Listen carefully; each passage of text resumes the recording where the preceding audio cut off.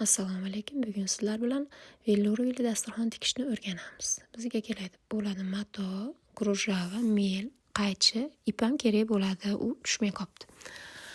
Biz ikkita dasturxon tikamiz. Matoni o'rtasidan bo'lib mashinalarimizni yoqamiz.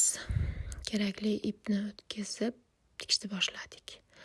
Bu yerda sizlarga dasturxonni burchak qismini qanday tikish kerakligini o'rgatib ketganman.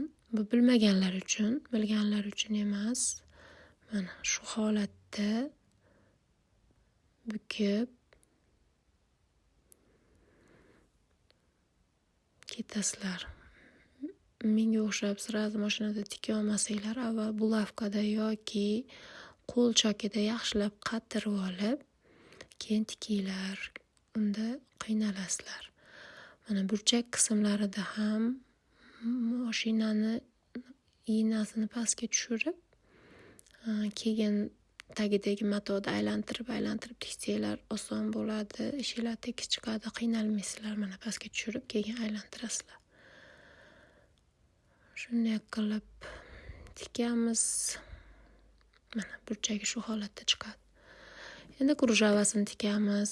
Matoni bir tarafi cho'zilmaydi, bir tarafi cho'ziladi. Bunga krujavani qanday tikamiz? Cho'zilmaydigan tarafini yaxshilab tortib, keyin krujavani o'z holida qo'yib tikamiz. Cho'ziladigan tarafini hech narsa qilmaymiz, chunki o'sha bukilganda dasturxon mato o'zi cho'zilgan holatda bo'ladi. Shu holatida qo'yib tikamiz.